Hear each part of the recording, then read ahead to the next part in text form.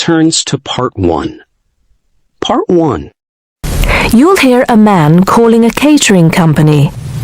First, you have some time to look at questions 1 to 5.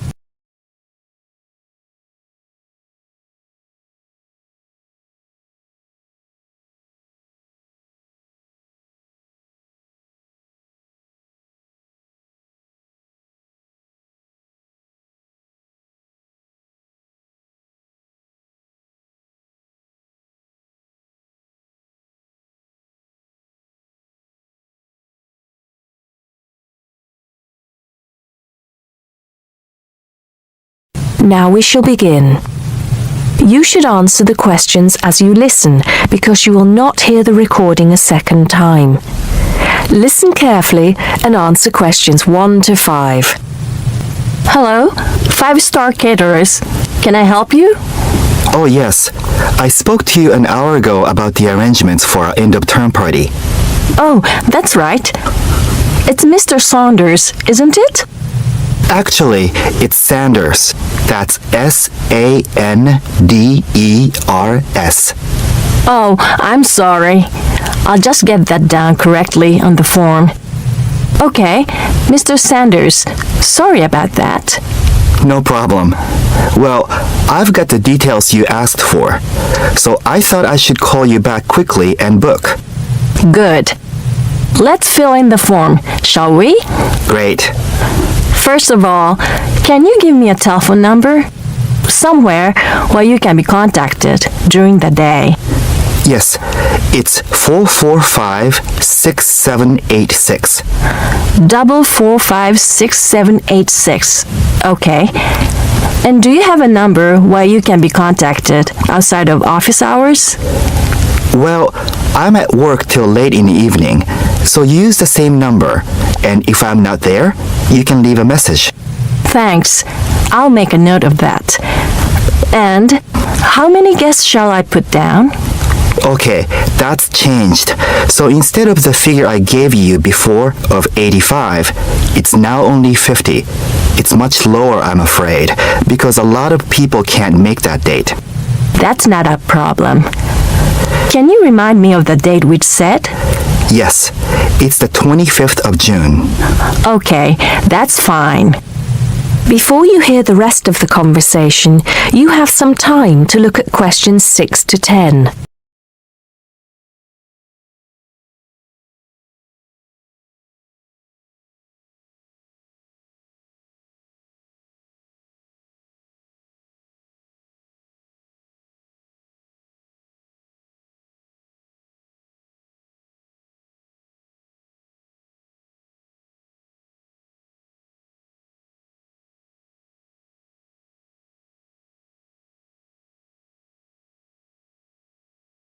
Now listen and answer questions 6 to 10. Now, did you have the chance to look at the tables on the website? Yes, I did. And I think the rectangular tables would be good. The long, thin ones. Yes, you could have 2 of those. The only problem is that they're for 24 people. So, you'd only seat 48 people that way. And if you have 50 guests... Oh, I see what you mean. 2 people have nowhere to sit. What about the square ones? You'd have the same problem with numbers. Usually, for 50 people, we find the round tables work well. Not the smaller ones. They only seat 6 people. The ones that seat 10, the large ones. So do you think we should have 5 of those? I think that would work well. Okay, that's what we'll do then. Fine. And have you decided on the menu you would like? Yes, I think so. But I wanted to ask you, we talked about having the 3-course meal with waiter service, but in the end, we thought it would be a bit too formal. So that leaves the buffet or the 7-course banquet. How much is a banquet again? £100 a head. That's too much and too formal. The buffet is fine. Okay, so I think I've got everything. We'd need a deposit of 50% of the total. Right. What's the total? Just a minute. Yes, it's £30 a head times 50, so that's £1,500. 50% of that would be 750 now, with the balance due another 750 on the day. Great. I'll call in tomorrow if that's okay. I can pay you the deposit then. We'll look forward to seeing you tomorrow then. Okay. Thanks a lot. Goodbye. Goodbye. That is the end of section 1. You now have half a minute to check your answers.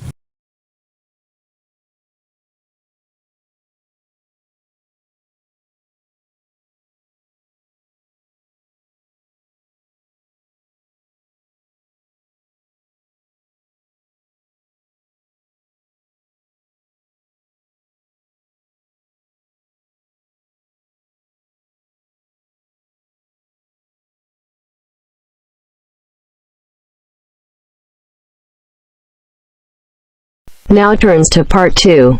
Part 2. You will hear 3 students talking to their tutor about the presentation they are planning. First, you have some time to look at questions 11 to 17.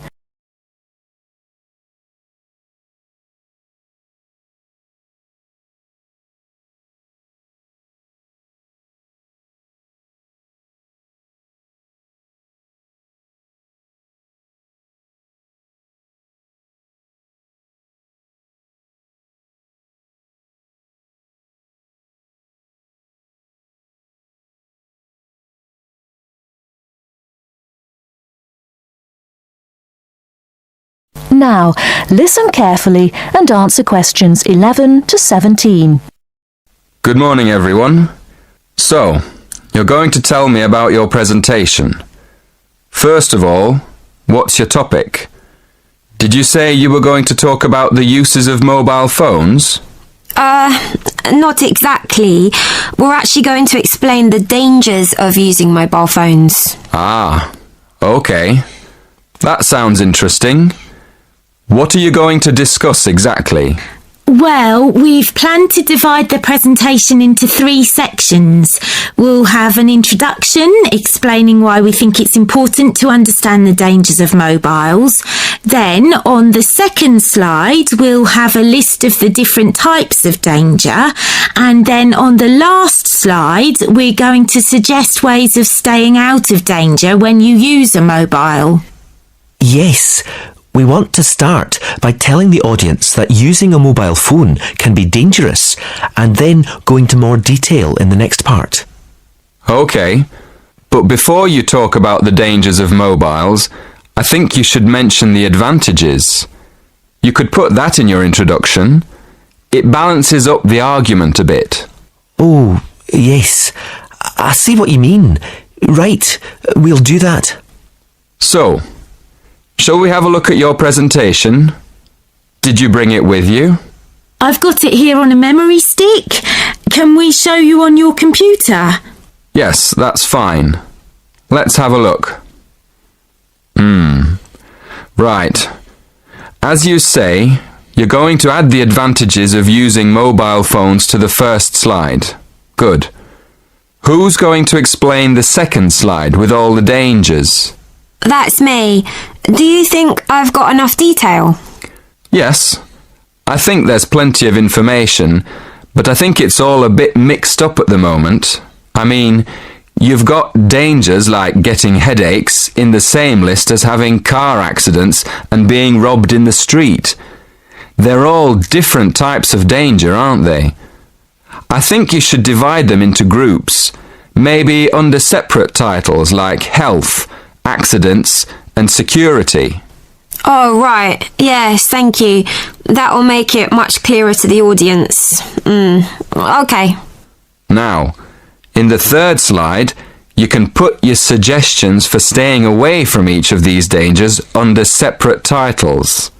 Before you hear the rest of the talk, you have some time to look at questions 18 to 20.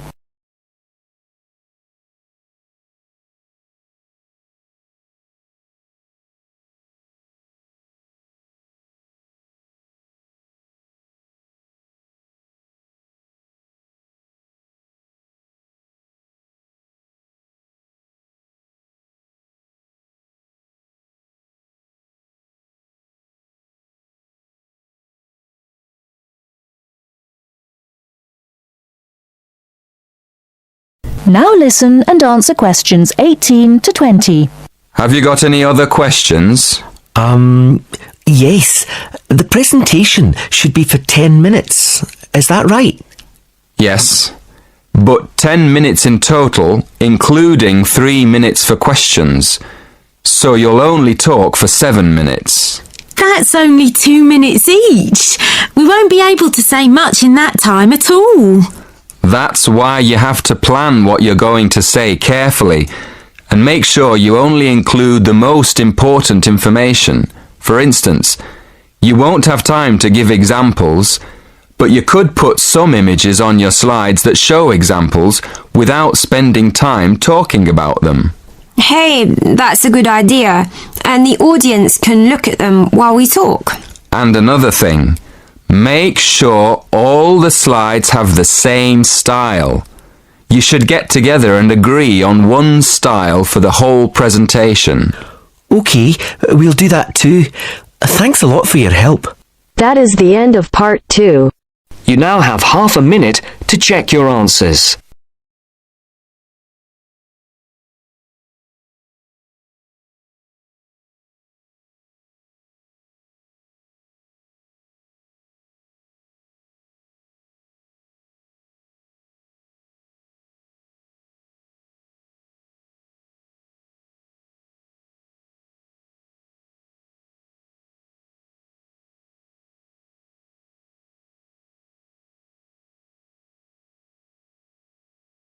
Now turns to Part 3.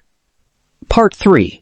You will hear a discussion among 3 students who are organising an international film festival at their college. First, you have some time to look at questions 21 to 24.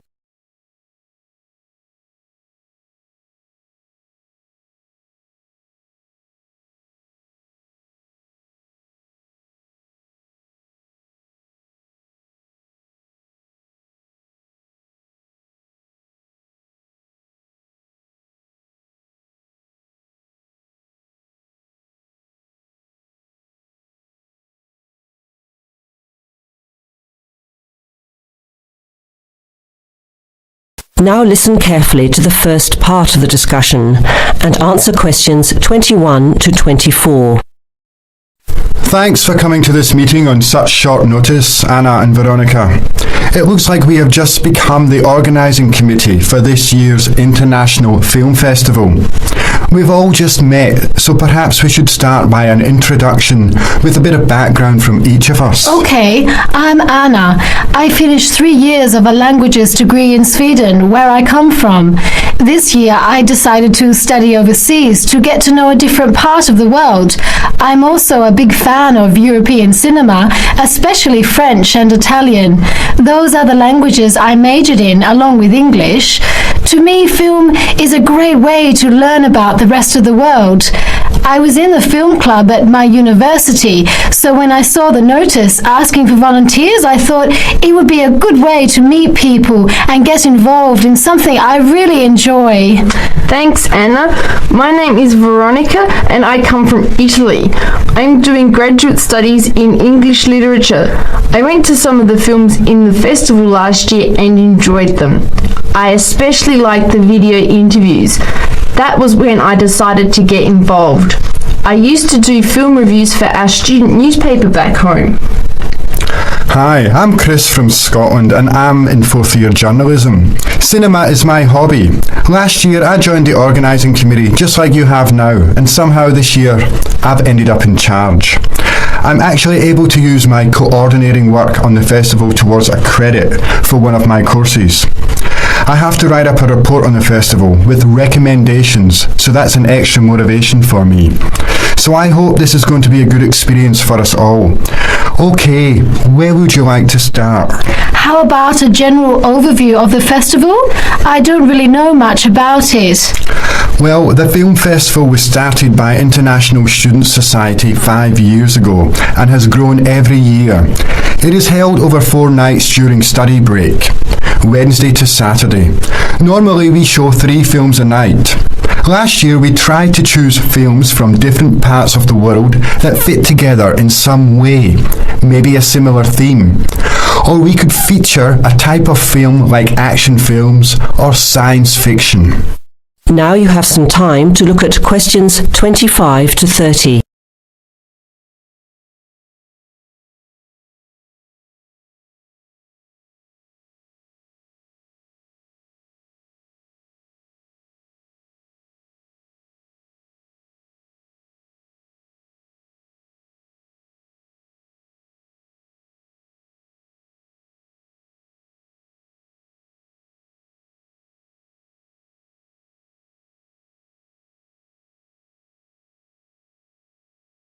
Now listen to the rest of the discussion and answer questions 25 to 30. Who picks the films? It's up to us on the committee to decide. You mean we get to pick all the films ourselves? What a hard decision. There are so many to choose from.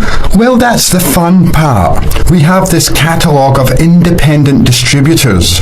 The films are listed by language and have a short summary. We just have to go through it to find a good combination of films that will attract an audience. Veronica mentioned something about interviews. How does that fit in?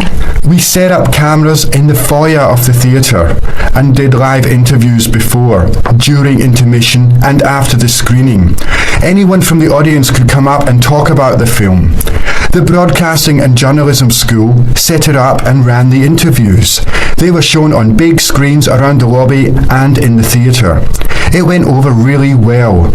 We had a long lineup of students waiting to be interviewed on TV. Everybody wanted their minute of fame. Great idea. Yeah, it worked really well.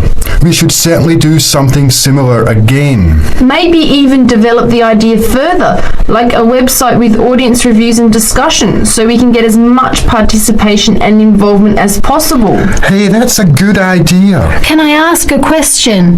None of the films are in English, right? Are they dubbed or subtitled?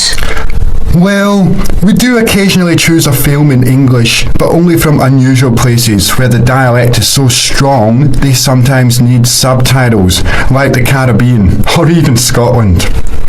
The majority of films in the festival are foreign language, dubbed in English.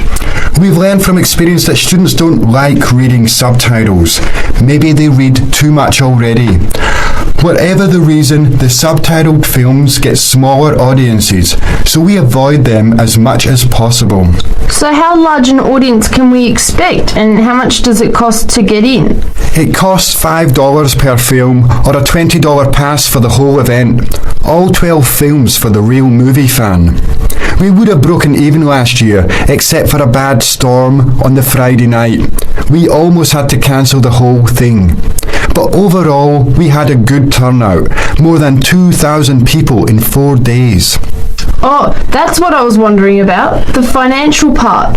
Where does the funding come from? What kind of budget do we have? The festival is subsidised by the Student Council. We generate money through advertising and through admission charges. We'll go over the budget in details a little later, but we've got lots of work to do in the meantime. I guess we have to start pretty soon. Well, I think by the 1st of March at the latest. We need to select all the films. Then we have to find some advertisers to sponsor the event. That shouldn't be too hard. We'll just start with last year's list. Our deadline for that should be the middle of March.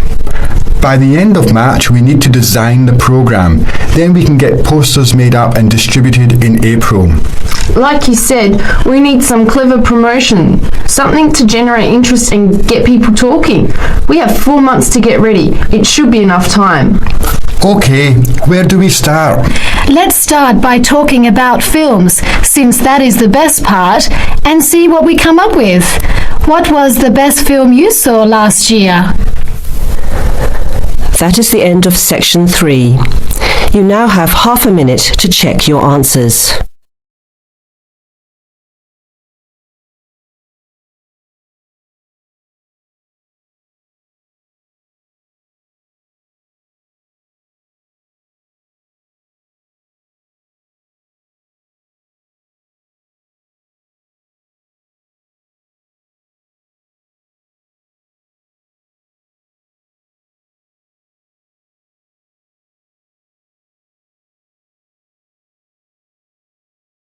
Now turns to Part 4. Part 4. In this section, you'll hear a lecture on coral reef. First, you have some time to read questions 31 to 40.